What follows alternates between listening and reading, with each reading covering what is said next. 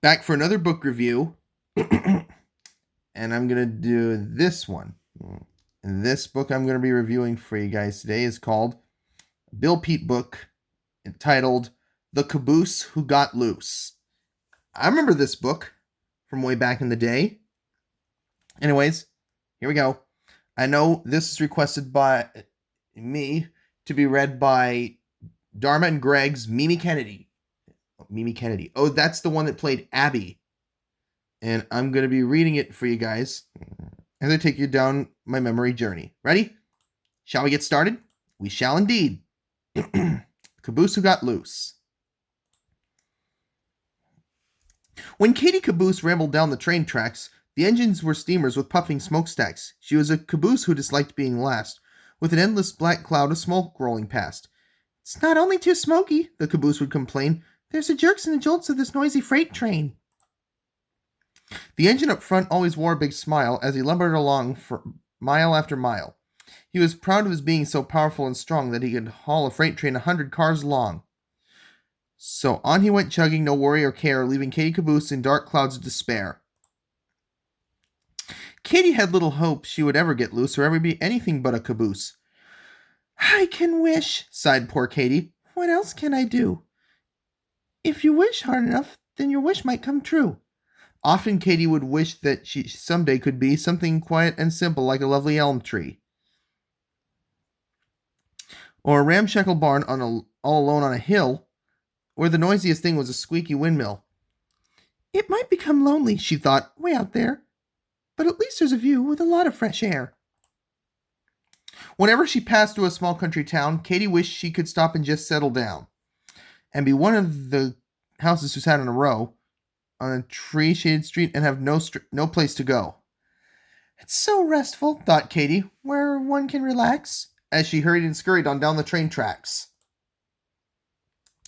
What she wished most to be, much more than the rest, was a cabin she'd seen on her trips through the West. A little log shack half covered with vines, perched in a slope in a forest of pines.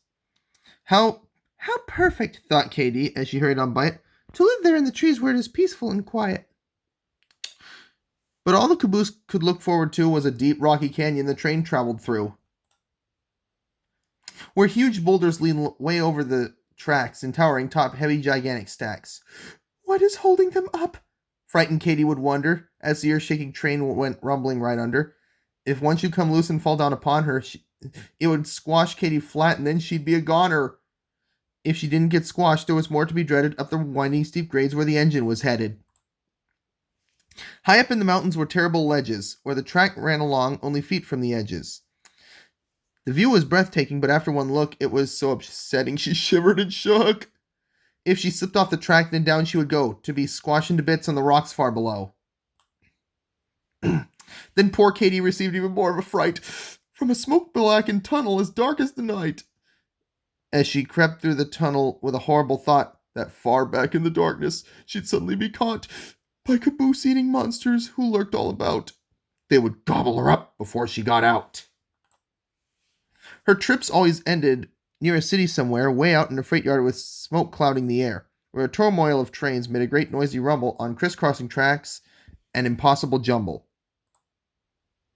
The train came to a stop and the cars were unhitched, then off to a side track the caboose was soon switched, where Katie could sit and take in the fine scenery with such lovely sights like a load of machinery.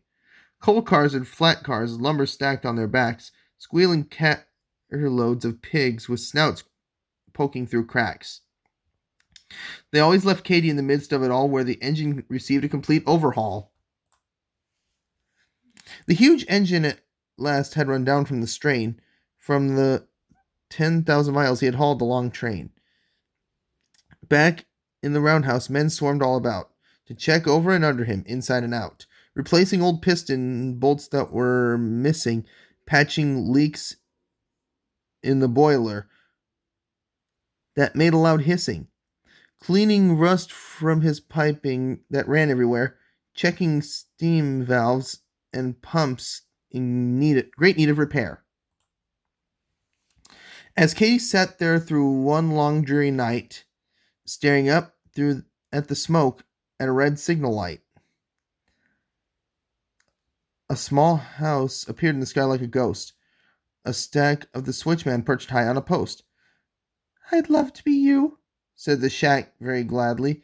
"If I could trade places, sadly, if I could trade places, I would very gladly. A caboose is always what I wanted to be, for you have the best life from what I can see." Before Katie could think of some way to reply, all at once a long freight train came thundering by. The next thing she knew, she was jerked and then jolted, then hitched to the train with her coupler bolted. As the train left the freight yard, poor Katie looked back to catch the best glimpse, to catch a last glimpse of the sad little shack. "From now on," Katie promised, "I shall never complain. I'll be a happy caboose at the end of a train." and put up with the jolts, the train noise, and the rest, and all the smoke that rolls by, or at least try my best.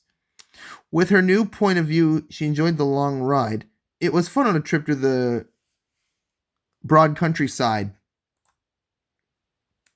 But when the train crept up a steep mountain grade, then poor Katie found she was still as afraid, and once more she began to shiver and shake at the thought of the frightening curve she must take. Her unsteady wheels could cause her to slip, which would suddenly put a quick end to her trip. It was a hot afternoon, and the going was rough, and the engine up front was in a puffing big huff. He groaned, "Ah, what a day to chug up such a grade on a bare mountainside without one bit of shade."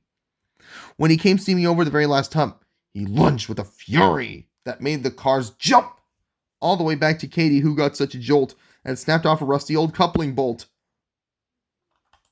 She was free of the train! At last she was loose! And away down the track went Katie Caboose. On down the grade she flew faster and faster, straight for a curve and certain disaster. When Katie hit the curve, she took off like a kite, high over the treetops on her first and last flight. That would have quickly ended poor Katie Caboose if it hadn't been for two towering spruce.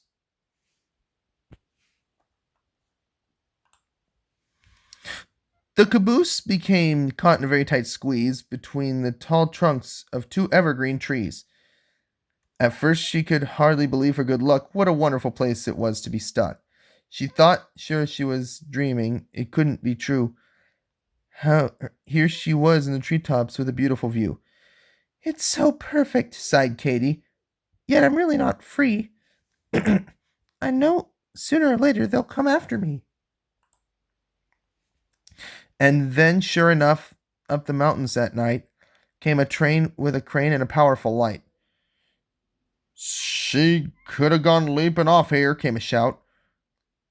Like a great glaring eye, then the light searched about. It flashed past them. It flashed past the trees, down the steep, rocky bluff, and it searched high and low, but not quite high enough. Or it would have been spotted the missing caboose, but all they could find was a startled bull moose. "Let's call it quits," said the boss of the crew. "From what all I can tell, she's in Kalamazoo." Katie stayed there in the treetops. No one ever found her, except for the squirrels and the birds all around her. At last she was free, just as free as the breeze, and now Katie did love it up there in the trees. And indeed, oh indeed, Katie did. Okay, and there you have it. That's the end of the line. I hope you enjoyed this reading on the Memory Express, and I'll see you for my next story, book review.